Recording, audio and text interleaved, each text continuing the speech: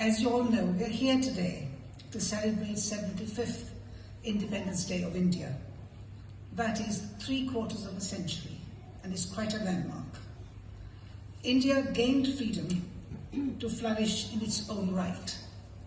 And indeed, in the last 75 years, India has not just flourished, but it has thrived.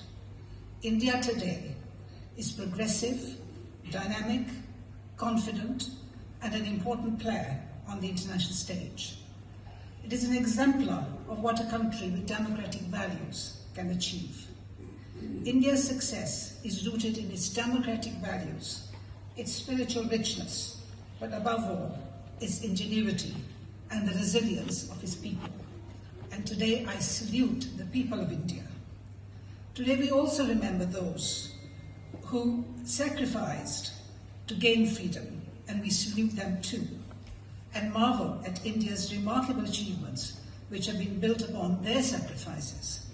And it is gratifying that their sacrifices were not in vain. This is we are celebrating the Azadi ka Amrit Mahotsav, our 75th anniversary, and it's a good occasion to review our journey, where we've come. This year, India's GDP will cross the GDP of the UK. The last time this was so was 150 years ago. So what we lost in 150 years, we've made up in just these last 30 years, because frankly our growth began with the economic reforms of 1991. And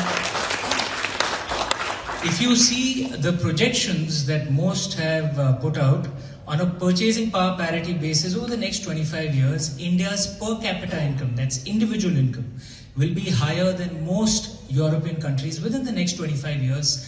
The last time this happened was 900 years ago. So what we lost over 900 years, we'll make up in just 25. Applause, yeah.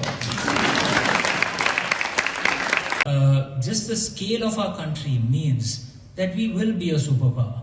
And what kind of superpower will we be? What will our values be like? The first thing that strikes me is something that Nandaji said so beautifully, which comes from our traditions, Vasudhaiva Kutumbakam, that the world is one family.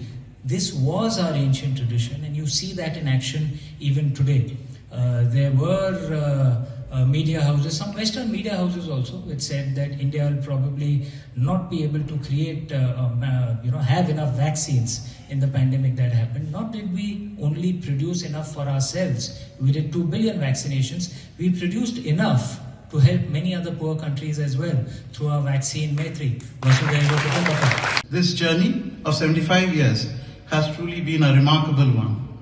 Today, as some of my predecessors just mentioned, India is the fastest growing major economy in the world, driven by the mantra of Sabka Saath, Sabka Vikas, Sabka Vishwas and Sabka Prayas. India is home to 1.3 billion people, known for its robust democracy, its diversity, its inclusiveness, and its credentials as an economic power, together with our strengths in science and technology. Baroness Parasha was talking about diversity. I've spoken about diversity, inclusiveness. These are not concepts for us. These values are there, ingrained in our DNA for the last 5,000 years. We don't study these, just for some academic satisfaction. We live it every moment in India.